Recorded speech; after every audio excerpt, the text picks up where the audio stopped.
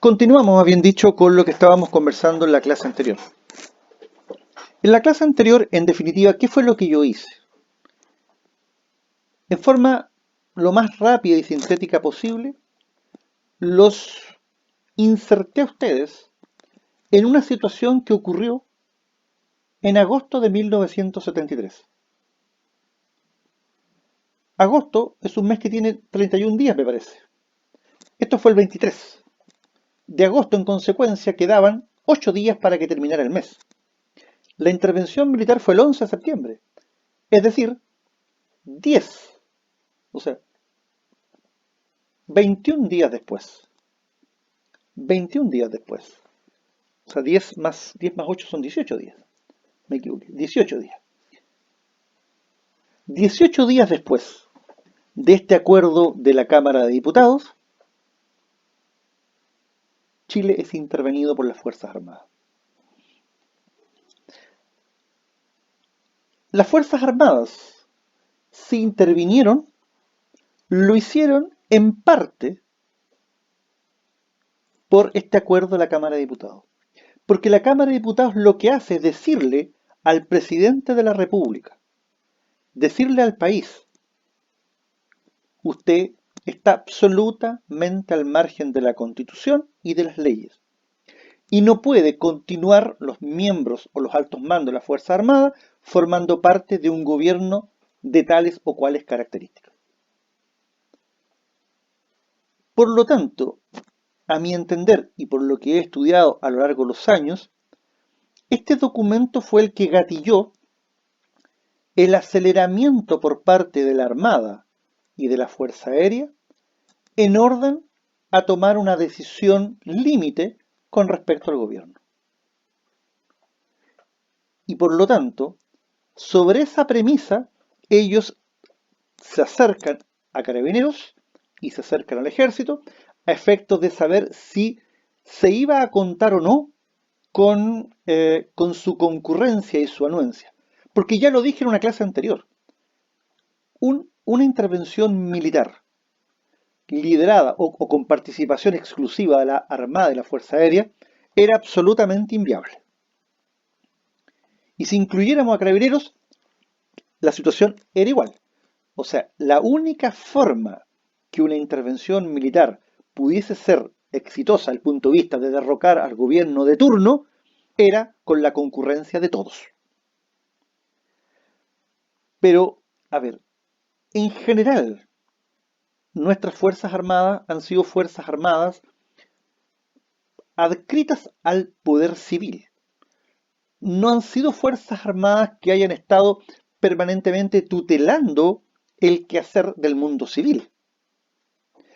Por lo tanto, no les era fácil adoptar la decisión que tomaron.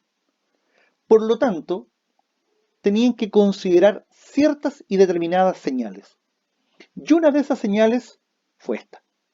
O sea, a ver, hay gente que se queda con los cacerolazos, hay gente que se queda con las mujeres de los militares lanzándole trigo a los integrantes de las Fuerzas Armadas, digamos, y tratarlos de gallina. Hay gente que se queda con la discursividad del mercurio. Hay gente que se queda con el desabastecimiento. Me parece que el mundo político, mayoritariamente opositor al gobierno de la Unidad Popular, le dijo al país y le dijo principalmente a las Fuerzas Armadas: saben, señores, ya no hay nada que hacer, el presidente de la República se apartó de la Constitución, se apartó del Estado de Derecho, su gobierno ha vulnerado, ha atropellado al Congreso Nacional, al Poder Judicial, a la Contraloría General de la República, y por lo tanto el único camino posible de salida de esta crisis es la intervención militar. Ese es el significado que tiene este antecedente. Pero agreguemos algo aquí que también es interesante que ustedes lo manejen desde un punto de vista de estricta lógica política. El presidente de la República le responde a la Cámara de Diputados al día siguiente. Y a mi entender, el presidente de la República cae en el juego que la Cámara de Diputados le propuso. ¿Por qué razón? Porque cuando uno quiere destituir a un presidente de la República o representarle que éste está fuera de la legalidad, el camino idóneo es la acusación constitucional, el juicio político. El juicio político es el mecanismo para hacer efectiva la responsabilidad política de las principales autoridades del Estado, partiendo por el presidente de la República.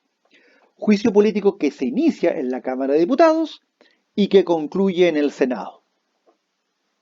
Ustedes habrán escuchado los juicios políticos, por ejemplo, que han significado la destitución, por ejemplo, el año pasado, del ministro del Interior, Andrés Chadwick. Él fue acusado constitucionalmente en la Cámara de Diputados y el Senado aprobó la acusación constitucional y él fue destituido como ministro de Estado. Entonces, ese es el camino institucional, ese es el camino legal para hacer efectiva una responsabilidad política.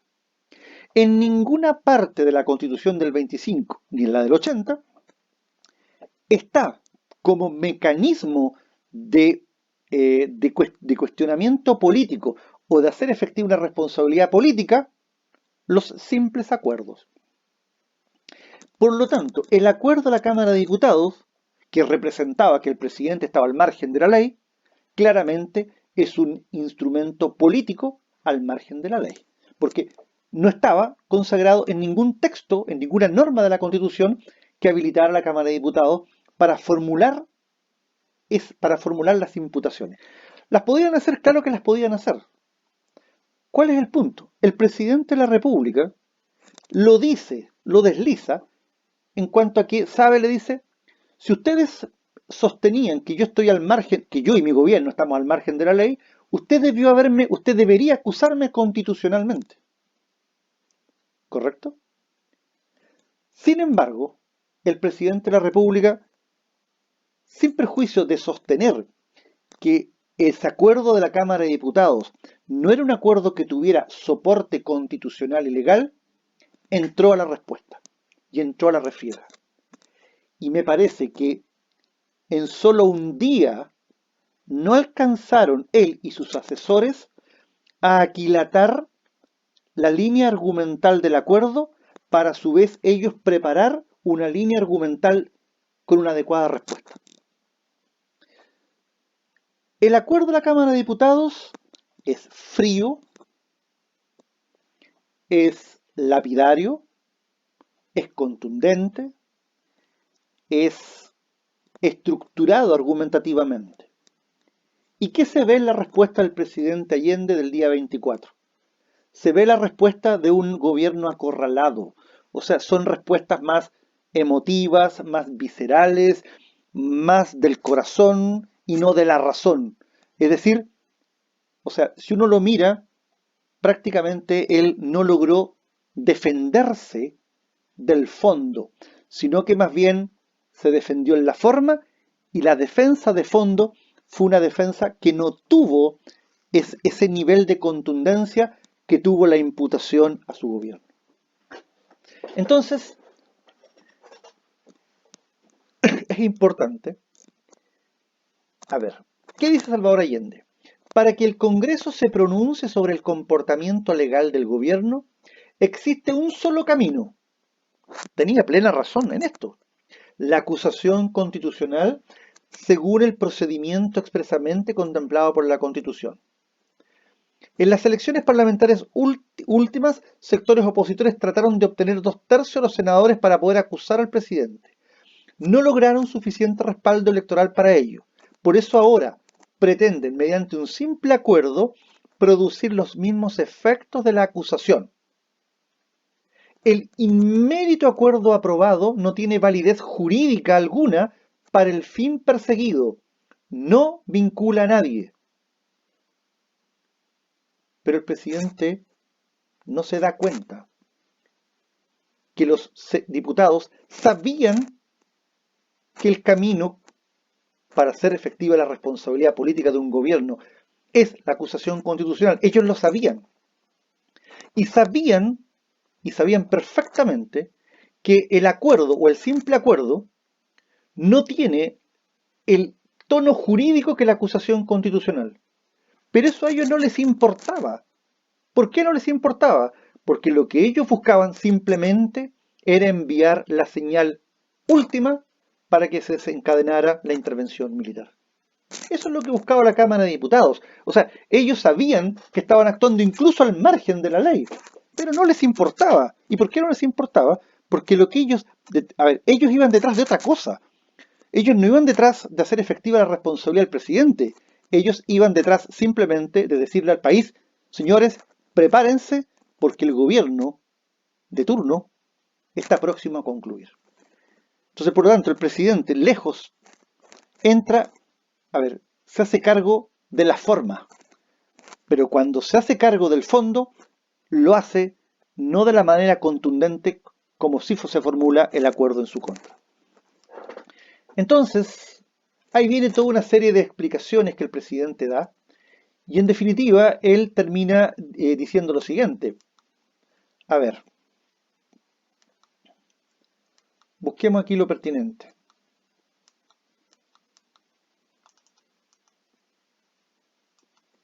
El Parlamento, dice él, se ha constituido en un bastión contra las transformaciones y ha hecho todo lo que ha estado en su mano para perturbar el funcionamiento de las finanzas y de las instituciones, esterilizando cualquier iniciativa creadora. Anteayer, la mayoría de la Cámara de Diputados, al silenciar toda condena al terrorismo imperante, en el hecho lo ampara y lo acepta.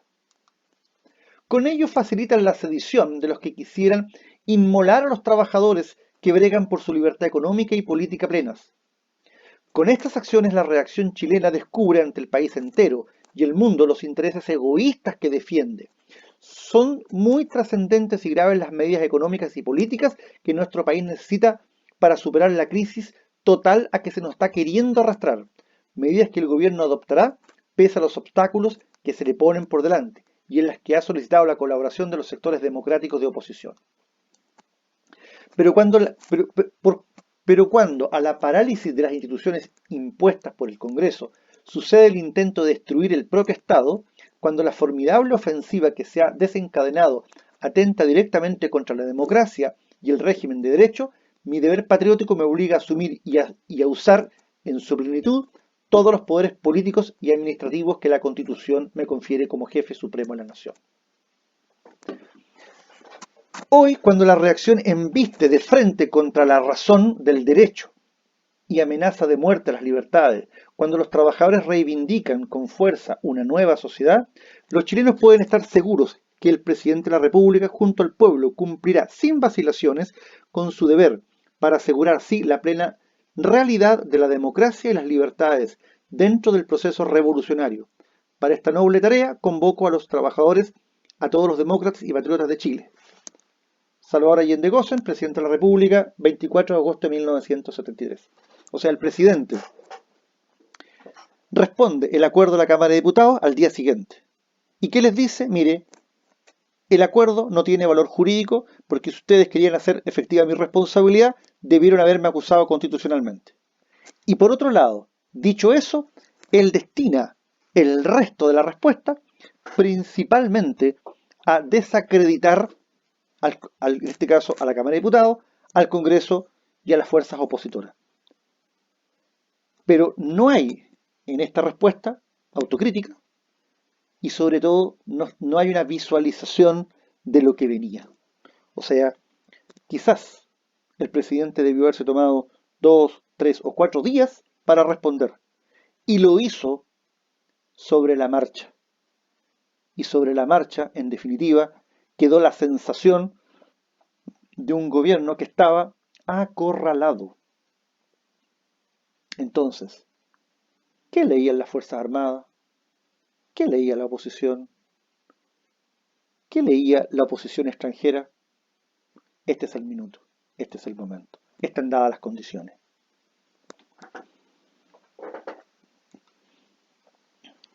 Bueno, pasan los días Y el día 11, martes 11 de septiembre de 1973, Chile despierta con la intervención militar.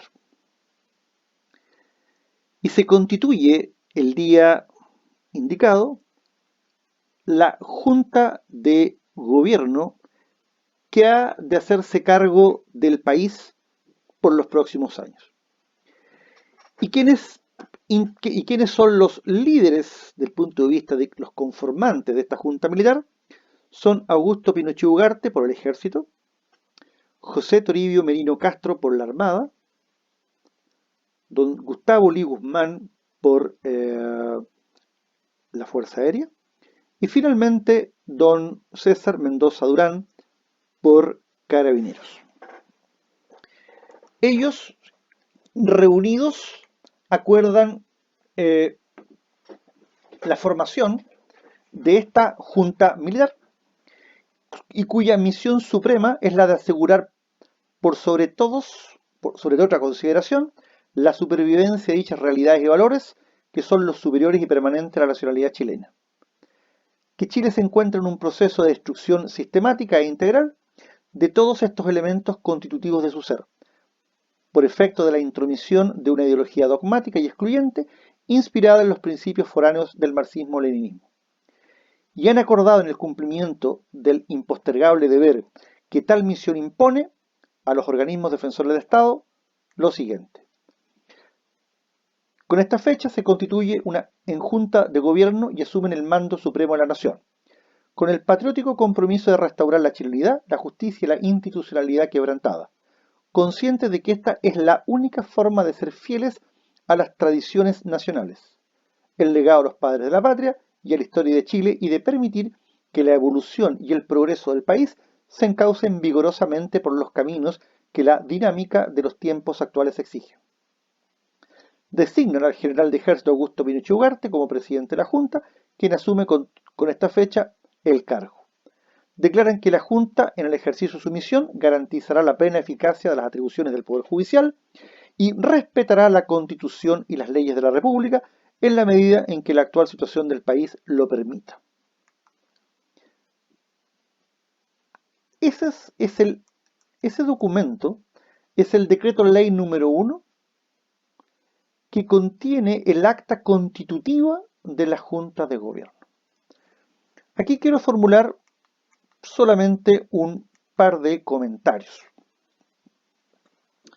Primero, inicialmente se había acordado que la presidencia de la Junta de Gobierno iba a ser rotativa, principiando por el Ejército y siguiendo por la antigüedad de las respectivas instituciones armadas. Eso nunca ocurrió. En todo momento, la Junta de Gobierno estuvo liderada por el Ejército de Chile. No hubo rotatividad. Y este es un antecedente a considerar, sobre todo, porque el año 1978 sale a la Junta de Gobierno el general Lee, entre otras cosas, porque tuvo él serios conflictos personales e institucionales con el general Pinochet, y entre otras cosas porque siempre le estaba recordando esta idea de la rotatividad de la presidencia de la Junta. Segundo alcance. Si uno mira los primeros decretos leyes y los primeros bandos de la Junta Militar, uno se da cuenta que todos ellos se reconducen al acuerdo de la Cámara de Diputados. Siempre esos bandos nos están recordando lo que pasaba en el país. Porque el resumen de lo que estaba pasando en el país, según la visión de quienes querían destituir al gobierno, era la visión de la Cámara de Diputados. Porque era un resumen. Si uno va al acuerdo de la Cámara de Diputados del 23 de agosto, es un resumen. O sea, si alguien quería sacarle una fotografía, ¿cierto? Obviamente con intención, evidentemente, al gobierno de la Unidad Popular, la mejor fotografía fue el acuerdo de la Cámara de Diputados, porque reflejaba lo que para un sector de nuestra ciudadanía representaba el gobierno de Salvador Allende. Y esos antecedentes siempre se estuvo recordando en los primeros bandos del gobierno militar. Y el tercer comentario. Si hubo una agrupación eh, o poder o función del Estado a la cual la intervención militar le cayó, pero de manera espectacular y extraordinaria, fue el Poder Judicial. O sea, el Poder Judicial, les insisto, el 12 de septiembre de 1973, al día siguiente, el Poder Judicial en Chile se cuadró con el régimen militar. Y si nosotros hoy día, cuando hacemos ese análisis histórico y empezamos a buscar culpables de situaciones que ocurrieron en el pasado reciente de nuestra historia, siempre la mayoría de la gente se enfoca y dice, mire, los responsables son aquí, aquí, acá. Y sabe, por mucho tiempo, por muchísimo tiempo, el Poder Judicial no se llevó ninguna responsabilidad. Seguimos en la próxima cápsula.